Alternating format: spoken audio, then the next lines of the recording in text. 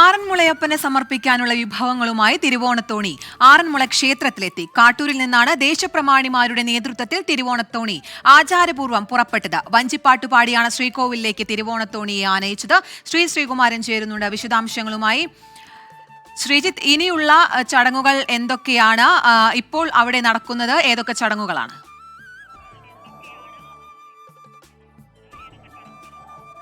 കീർത്തന, ആദ്യമേ ഓണാശംസകൾ. നമ്മൾ രാവിലെ ഏതാണ്ട് ഒരു 5 മണിയോടുകൂടി എത്തുമ്പോൾ തിരുവോണത്തോണി ഇവിടേക്ക് അടുത്തിട്ടുണ്ടായിരുന്നില്ല. സൂര്യോദയത്തിന് മുൻപ് സാധാരണ തിരുവോണത്തോണി അടുക്കണമെന്നതാണ് ആചാരം ഉണ്ടായിരുന്നത്. എന്തായാലും 5:45 തിരുവോണത്തോണി കടവിന്റെ പരിസരത്തേക്ക് എത്തിച്ചേരുന്ന ഒരു കാഴ്ചയാണ്. നേരത്തെ കീർത്തന സൂചിപ്പിച്ചതുപോലെ തന്നെ കാട്ടൂരിലെ 12 ദേശപ്രമാണിമാരുടെ, മങ്ങാട്ട് ഭട്ടതിരി അടക്കമുള്ള 12 ദേശപ്രമാണിമാരുടെ നേതൃത്വത്തിലാണ് ഇന്നലെ വൈകിട്ടോടുകൂടി ആ ക്ഷേത്രത്തിൽ നിന്ന് ഈ തിരുവോണത്തോണി വിഭവങ്ങളുമായി തിരുവോണ സദ്യയ്ക്ക് തിരുവാറന്മുളയപ്പന് ഊട്ടാനുള്ള തിരുവോണ സദ്യയ്ക്ക് ഉള്ള വിഭവങ്ങളുമായി അവിടെ നിന്ന് പുറപ്പെട്ടത്. എന്തായാലും പല ആചാരങ്ങൾക്കപ്പുറത്തേക്ക് കുറെ ആളുകളുടെ ഉത്സവ തിമിർപ്പ് കൂടിയാണ് ഈ തിരുവോണത്തോണിയും അതുപോലെ തന്നെ ആറന്മുള അപ്പന്റെ ഈ ഒരു തിരുവോണ ദിവസമുള്ള ഇവിടുത്തെ ക്ഷേത്ര ദർശനവും ഒക്കെ. നേരത്തെ കീർത്തന സൂചിപ്പിച്ച പോലെ തന്നെ വഞ്ചിപ്പാട്ടുപാടിയാണ് വിവിധ പള്ളിയോടങ്ങൾ, വിവിധ കരകളിൽ നിന്നെത്തിയ പള്ളിയോടങ്ങൾ, 52 കരകളുണ്ട്. അതിൽ ചില പള്ളിയോടങ്ങൾ അകമ്പടി സേവിച്ച് എത്തിയിരുന്നു.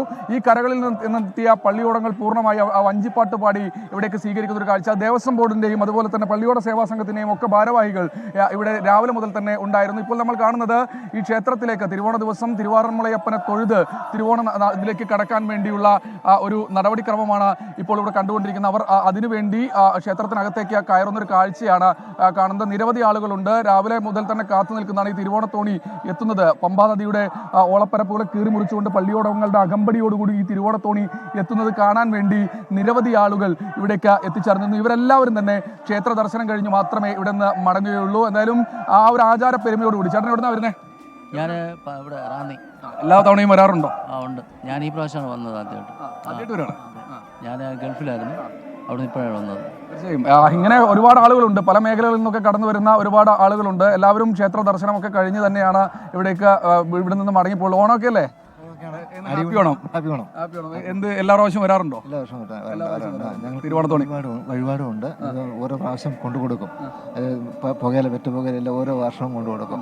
കൊടുത്തിട്ട് ആ തിരുവോണത്തോണിയിൽ നിന്ന് കിട്ടുന്ന സാധനം വീട്ടിൽ കൊണ്ടുവന്ന് പാചകത്തിനെടുക്കും. തീർച്ചയായും ഇതൊക്കെയാണ് ഇവരുടെ ഒരു സന്തോഷം. ആചാരം എന്നൊക്കെ പറയുന്നത് അതാണ്. തിരുവോണത്തോണിയിൽ നിന്ന് കിട്ടുന്ന സാധനം എന്തെങ്കിലും ഉണ്ടെങ്കിൽ അത് വീട്ടിലേക്ക് കൊണ്ടുപോയി അവിടെ പാചകം ചെയ്യുമെന്നാണ് പറയുന്നത്. വലിയ സന്തോഷത്തോടു കൂടി ആ ഒരു ആഘോഷ തിമിർപ്പ്, ആചാര പെരുമ ഒട്ടും തന്നെ ചോരാതെ ആറന്മുളയപ്പന് നിവേദ്യമായി സമർപ്പിക്കാൻ തിരുവോണത്തോണി എത്തിച്ചേർന്നിരിക്കുന്നു. ഇവിടെ നിരവധി ആളുകൾ തിരുവാറന്മുളയപ്പനെ തൊഴുത് തിരുവോണ നാളിലേക്ക്, ആഘോഷത്തിലേക്ക് കടക്കാൻ വേണ്ടി തയ്യാറെടുക്കുകയാണ്. കീർത്തന.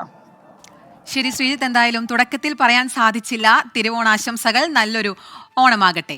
അങ്ങനെ ആറന്മുളയപ്പനെ സമർപ്പിക്കാനുള്ള വിഭവങ്ങളുമായി തിരുവോണത്തോണി ആറന്മുള ക്ഷേത്രത്തെ തിരികെയാണ്. ശ്രീകുമാരനാണ് വാർത്തയുടെ വിശദാംശങ്ങൾ നൽകിയത്.